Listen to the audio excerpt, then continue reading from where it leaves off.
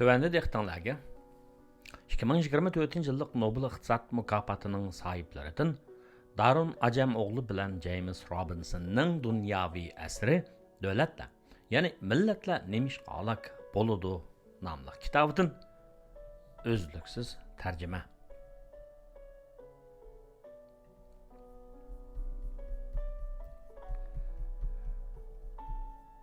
6. bab 3. paragraf. Rimliklarning illatları. Rim imperiyasının çöküşü ve quluşu degan kitapның avtori Edward Gibbon tarafidan Rimliklarning eng oxirgisi deb ta'riflangan Flavius Aetos Rim imperiyasının oxirgi mezgilida yaşagan mashhur shaxs edi. Miladi 433 yilidan 454 yiligacha taki o imperator Valentinian 3 tarafidan qatl qilinguchi bo'lgan araliqda balkim general Flavius Rim imperiyasidagi eng kuchli kishi bo'lgan bo'lishi mumkin. O imperiyaning ichki va tashqi siyosatini belgilashda hal qiluvchi rol o'ynagan kishi bo'lib, Yavlarga qarshi bir yurish janglarda va hamda Rimning boshqa ichki urushlarida zafar quchgan. U ichki urushga qatnashgan kuchli generallarning ichida imperatorlik taxtiga ko'z tikmaganligi bilan o'zgachidir. 2. asrning oxirlariga kelganda ichki urush Rim imperiyasiga kishilarning hayotida doim yuz berib turadigan reallikqa aylanib qolgan edi.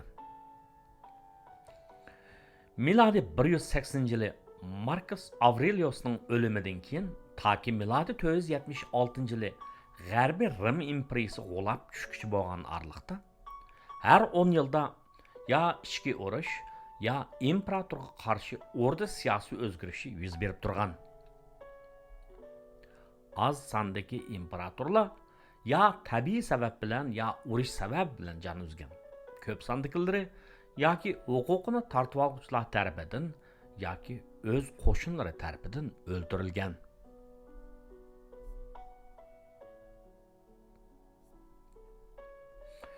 Flavius Aetosning qismati Rim Cumhuriyeti va Rim imperiyasining dastlabki chog'laridan oxirgi mazgilgacha bo'lgan o'zgarishlarni tushuntirib beradi. Uning to'xtovsiz ilib berilgan ichki urushlarda o'ynagan roli va Rim imperiya hokimiyatining har qaysi jihatlarida namoyon qilgan kuchi dastlabki mazgillardagi kuchi cheklik bo'lgan boshqa generallar va kengash palata a'zolari bilan ro'shan selektirma bo'lib qolmasdan balki yana Rimliklarning talay qushining keyingi asrlarda boshqa shaklda uchib ketganligini tushuntirdi. Rim imperiyasining oxirgi mazgillariga kelganda atalmış yavoiylar, ya'ni ilgari hukmronlik qilinib kelgan kishilar Rim imperiyasiga qo'shib etildi hamda ilgari qul qilingan kishilar Rim imperiyasining nurg'un qismida davr surishga boshladi. Flavius Aetos yosh chig'idala yavoiylar tarafidan, ya'ni avval Alarikning boshchiligidagi Goslar tarafidan, keyin Hunlar tarafidan go'ro'ga ilingan edi. Rim imperiyasining bu yavoiylar bilan bo'lgan munosabati Cumhuriyetdan keyin ishlarning qanday o'zgarganligini ko'rsatib berdi. Alarik ham qabih dushman, ham kuchli ittifoqdosh bo'lib, milodi 405-yili u Rim imperiyasining eng yuqori darajali generallarining biri bo'lib vazifaga tayinlangan. Lekin bu xil holat faqat qisqa davomlashgan. Milodi 408-yili Alarik Rimliklarga qarshi hujum qo'zg'ab, Italiyaga tajovuz qilib, Rimni bulang-talang qilgan.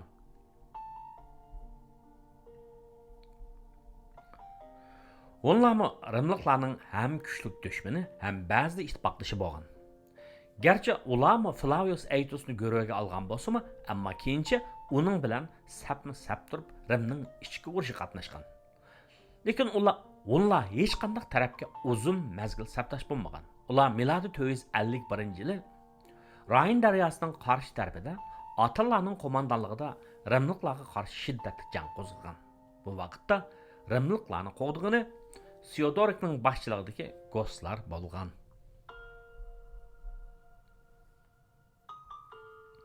Bularning hech qaysisi Rim oq so'ngaklarini yavoiylarning qo'mondonlarini indakka keltirish urinishlaridan to'xtab qala olmagan. Bu oq so'ngaklar doim degidek Rim zaminini qo'g'dash uchun emas, balki ichki huquq talish ko'rishida ustunlikka erishish uchun shunday qilishgan. Masalan, Vandallar podshohi Geysarkning qo'mondonligida Iberian orolining nurg'un qismini vayron qilgan. Ondan 429-yildan boshlab Rimliklarning oziq tulik bo'shiga bo'lgan Shimoliy Afrikadagi zaminlarni egallagan. Rimliklarning bu qilmishlarga qaytargan inkosi Geysarkka Rim imperatori Valentinian IIIning o'smir qizini xotinlikka berish taklifi bo'lgan. Geysark u chaqda Goslarning rahbarlaridan birining qiziga o'yinlik bo'lgan bo'lsa-mu, lekin Rimliklarning taklifi uning Rimga bo'lgan urush niyatini to'xtatolmagan.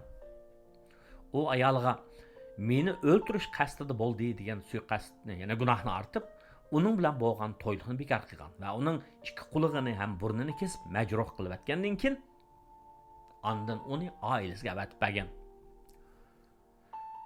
Bo'lg'isi kelinchakning ishi bak kichik bo'lgani uchun Italiyada qoldirilgan va uning Geysark bilan bo'lgan nikohi amalashmagan. Keyin u Pigionius Maximus ismli yana bir qudratli general bilan to'y qilgan. Pigionius Maximus imperator Valentinian IIIning Flavius Aetosni qatl qilishning planlovchisi bo'lib, u uzun o'tmayla imperator Valentinian IIIni qaslab o'ldirib o'tgan. Maximus keyin o'zini imperator deb jaqalagan bo'lsa-mu, ammo uning taxti uzun hukm surmagan. Chunki Geysarkning qo'mondonligida Vandallarning Italiyaliga elib borgan shiddatli urushida Maximus o'lgan. Shuning bilan Rim imperatorligi yiqilib, qabih bir shaklda pulang-talang qilingan.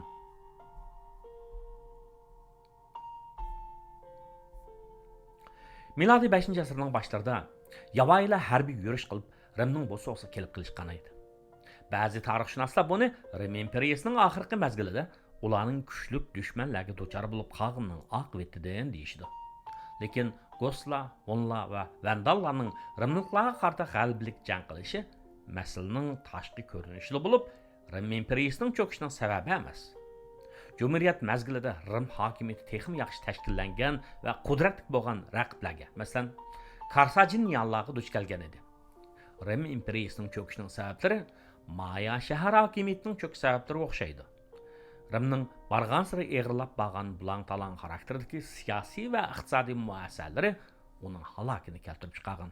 Chunki ular jamiyatda ziddiyat paydo qilib, ichki urushni paydo qilgan. Keltirib chiqargan. Rim imperiyasining cho'kishining manbasini kam deganda Augustusning huquqni tortib olgandan keyin siyosiy muassasalarni texmi talon-taroj xarakteriga ega qilgan o'zgarishlarni yo'lga qo'yg'iraga bog'lashga bo'ladi. Bu o'zgarishlar bo'linmas kuch barpo qilish uchun armiyaning qurilmasiga o'zgartirish kirgizish va shu orqali Rimning avom puhralarining manfaatiga vakillik qilgan siyosiy vakolatini yo'qotib tashlashni o'z ichiga oladi. İmparator Tiberius miladi 14-yili Augustusning yo'lini tutib, avomning majlisini bekor qildi va uning huquqini kengash palatasiga o'tkazib berdi. Endi siyosiy jihatda ovozning bo'lishining o'rniga Rim puhralari bug'doy va zaytun meyi, may sharab, cho'shi go'shti qatorliq haqsiz tarqatilgan ashyolarga erishdi. Hamda serik o'yinlari va gladiatorlik musobaqasi, ya'ni jismoniy kuch bilan elish orqali mahorat ko'rsatish so'rovlari bilan o'yin tomoshaga tutildi. Augustusning islohotlari natijasida imperatorlar burunqidek puhraviy askarlardan tarkib topgan armiyaga bak tayanmadi, balki Praetorian muhofizatchilari, ya'ni Augustus tarafidan barpo qilingan bir guruh kasbiy askarlarga tayinishga boshladi. Bu muhofizatchilar qo'shini uzun qolmay kimning imperator bo'lishini belgilaydigan muhim ham mustaqil kuchga aylandi. Ular ko'pincha hollarda tinch usullar bilan emas, balki ichki urush va hiyla mekr orqali maqsadga yetishdi. Augustus yana oqso'ngaklarni Rim puhralariga qarata kuchlantirdi. Bu zo'rayotgan tengsizlik Tiberius Gracchus bilan oqso'ngaklar sinfining o'rtasidagi to'qinishni uzun so'zidi va hatto kuchaytirib o'tdi.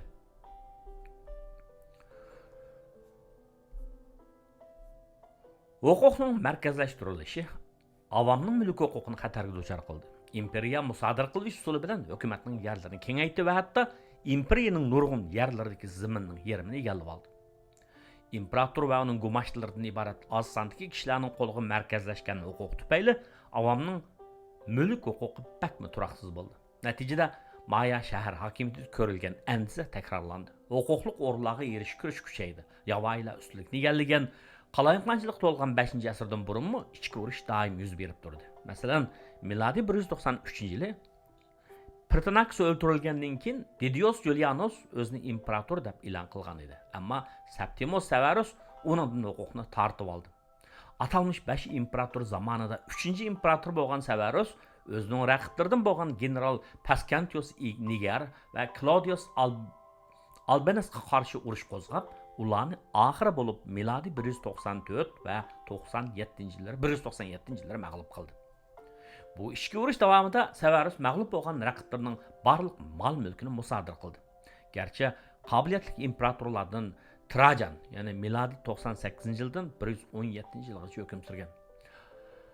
Trajan Hadrian va keyingi asrdagi Marcus Aurelius imperiyaning cho'kish sur'atini aslatgan bo'lsa-mu, ularning hech biri yo negizlik muassasalar masalalarni hal qila olmadi yoki hal qilishni xohlamadi.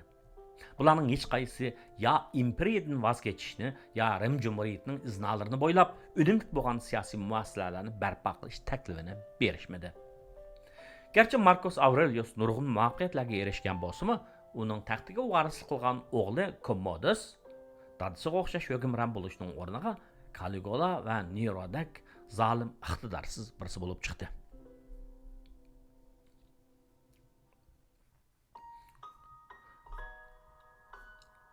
Muqimsizlikning oshqanligini imperiyaga tava shahar va bozorlarning qurilmasidan ko'rib olg'ilmi bo'ladi. 3-asr kelganda imperiyatga har qanday ma'lum ko'lamdagi shaharga mudofaa uchun qo'rg'onlar silingan.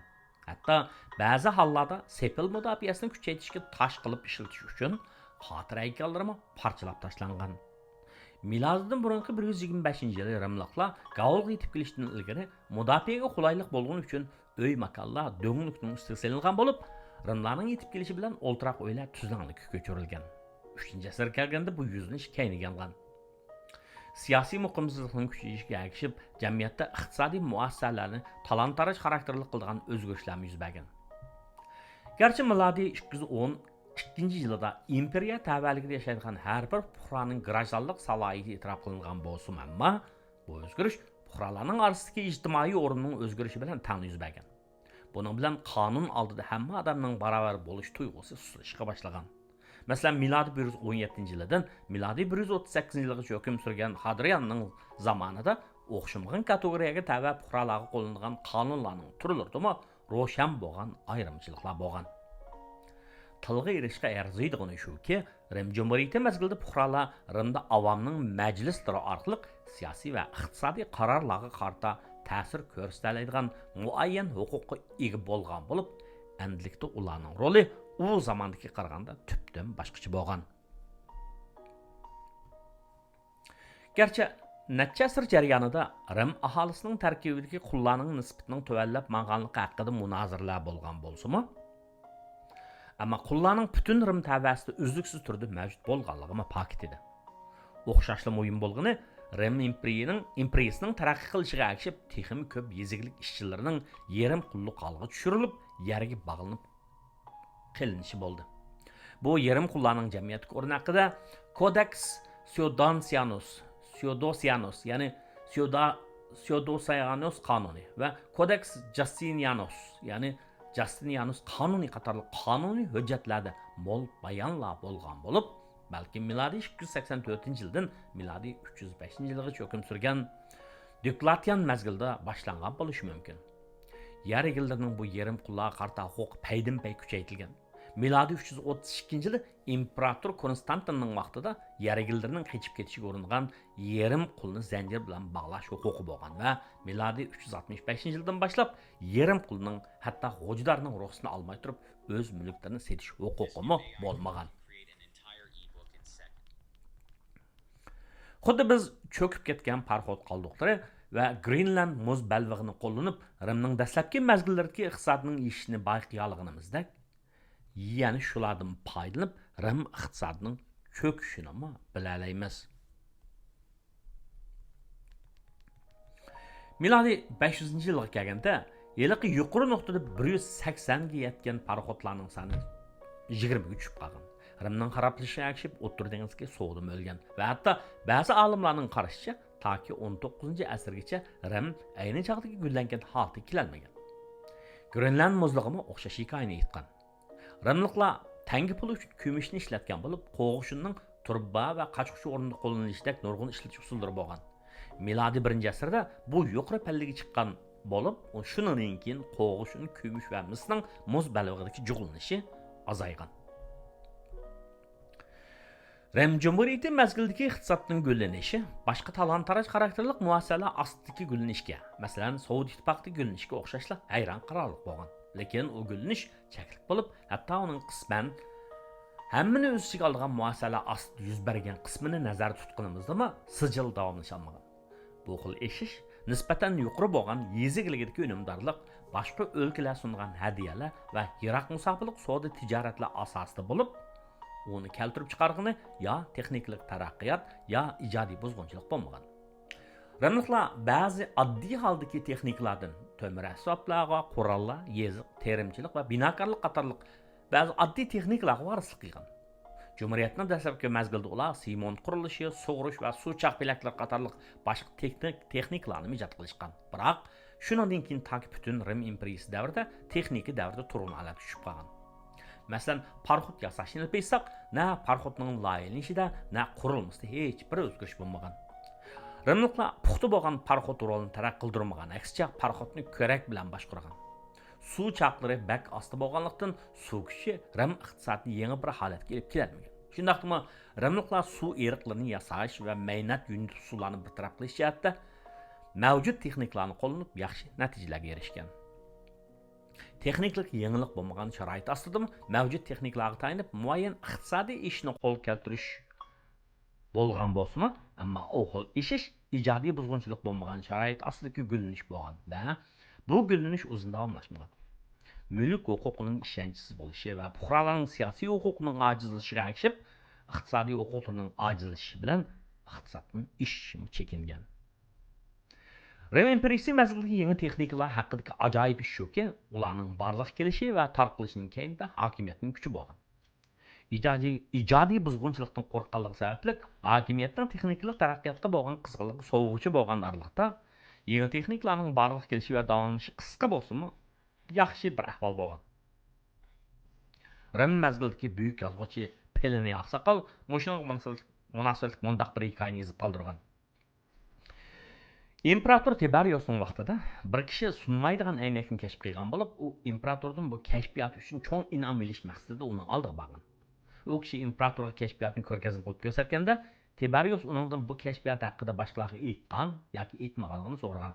U kishi yo'q deb javob bergandan keyin Tiberius bu kishini so'rab chiqib o'ltirgizib atgan va oltinning qiymatining laydak arzimas bo'lib qolishini xohlamayman degan. Bu hikoya haqida mundaq qiziq ish bor. Birinchisi, kashfiyotchi kishi o'z oldiga do'kon ochib aynak setib pul tepishning o'rniga imperatordan inom olish tamasini oldirab imperatorning oldiga borgan. Mana bu Rim hokimiyatining texnikani kontrol qilishdagi rolining cho'ngligini ko'rsatadi. Ikkinchidan, bu yangi ijodiyatning salbiy iqtisodiy ta'siri qo'zg'ishdan ansirgan Tiberius uni qo'llanishning o'rniga uni buzib o'tgan. Bu uning ijodiy buzg'unchilikning iqtisodiy ta'siridan qo'rqqanligidan bo'lgan.